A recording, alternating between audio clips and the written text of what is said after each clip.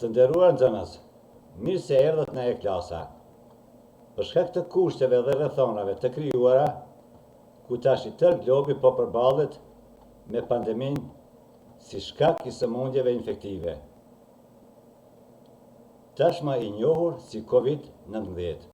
Për këtë shkak, jemi të detyruar të zhvillojmë mësimin në klasa virtuale. Sot në temën tonë njohim gjuhën tonë, do të flasim për shkurtesat. Gjithsesi, drejt përdorimi i shkurtesave në për letërsinë shqipe.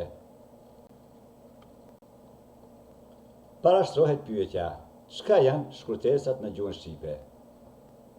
Nga burojnë rregullat drejtshmëore të gjuhës shqipe.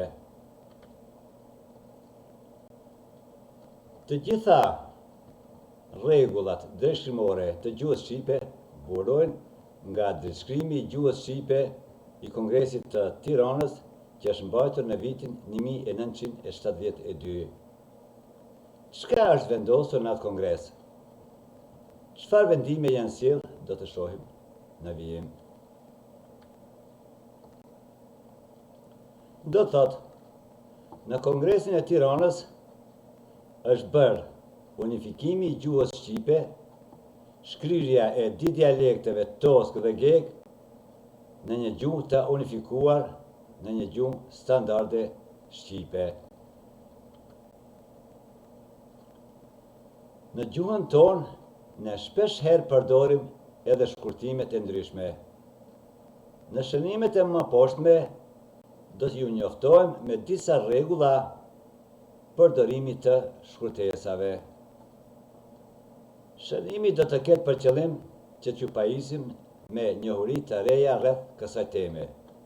Emrat e shteteve, të organizatave të ndryshme, emrat e partive të ndryshme politike shkruhen me shkronja të mëdha dhe ndërmjet shkronjave nuk veni pikë. Shohim tash si shënohen shkurtesat Republika e Maqedonisë Veriore, Shtetet e Bashkuara të Amerikës, Universiteti Shtetëror i Tetovës, Shkolla Fillore Komunale, Posta, Telefoni, Telegrafi. Të gjitha këto mund të shënohen si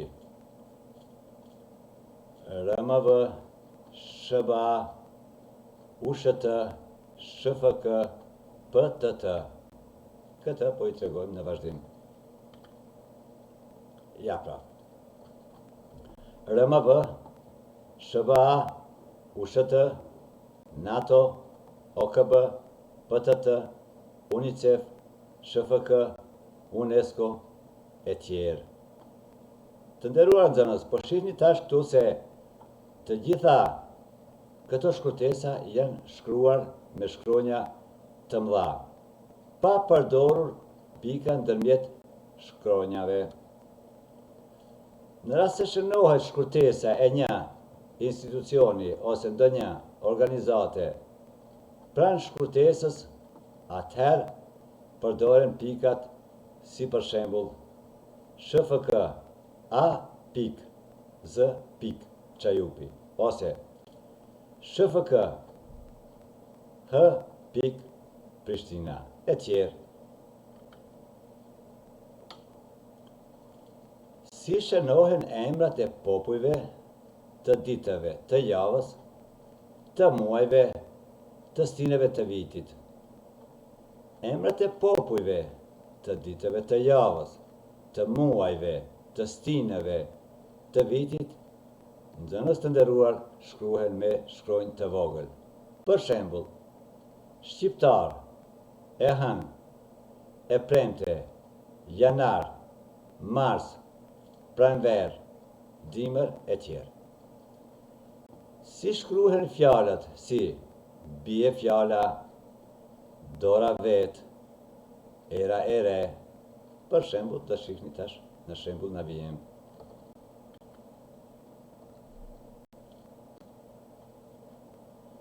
Po shihni këtu se me shkronjë të kuqe janë të ngjyrosura BV, DV, R dhe PSH.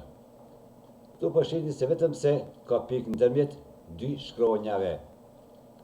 Shkojmë në vazhdim. Si shënohen datat? Është shumë e rëndësishme të dim shënimin e datave se si datat shënohen drejt dhe pa gabime. Kujdes nxënës, duhet të keni parasysh këto të dhëna. Ja ku keni të dhënat se si shënohen drejt shkurtesat e datave. Të shkrimet e datave përdorim pikën pas datës dhe muajit. Për shembull, 03 pik, 01 pik dhe 1993. Ose 02 presje 10 pik 1992. Presje, por nuk e shkruajmë kështu. 03 viz 01 viz 1993.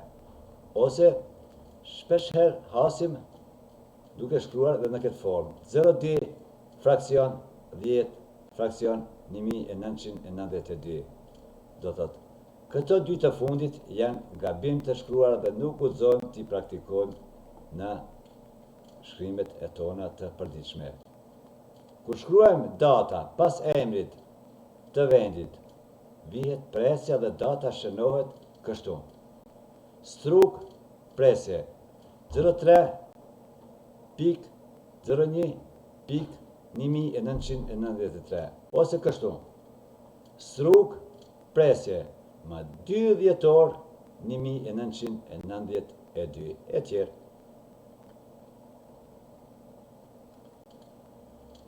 Si shënohen emrat e personave me shkurtesa?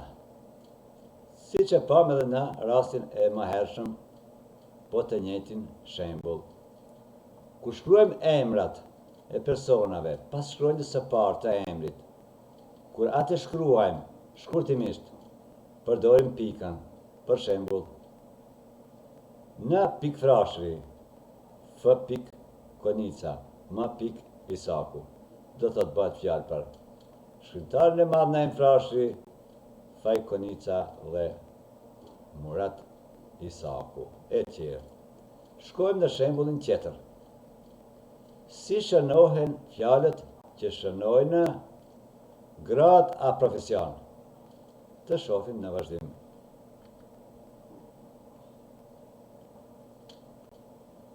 Kur fjalët që shënojnë grad a profesion i shkruajmë shkurtimisht dhe përdorim pikën. Për shembull, prof pik Adidani, Dra pik, do thotë është fjala për doktor Ibrahim Temo. Kur shënojmë gradat e ushtarakëve, atëherë shënojmë si gjen pik, do thotë këtu është fjala për general Tentim Hoxha. Gjithashtu edhe kur shënojmë gradën kolonel, atëherë shënojmë me kol pik dhe këtu bëhet fjalë për kolonel Dritan Arifi.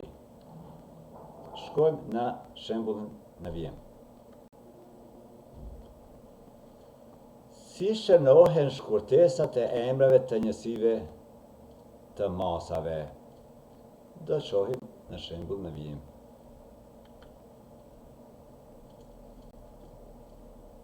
Shkurtimet e emrave të njësive të masave, si për shembull metër, kilogram, litër, kilometër, centimetër e tjerë, përdoren pa pikë dhe, siç po e shihni në këtë rast, shënohen me shkronjë të vogël. Shohim në shembull si duken. Këtu keni disa shembuj të librave të ndryshëm, të fjalorëve dëshkrimor të gjuhës shqipe dhe këtu në faqen e parë keni mësimin që e keni në faqe 142, ku edhe ju duhet të zhvilloni aktivitetet e sotme.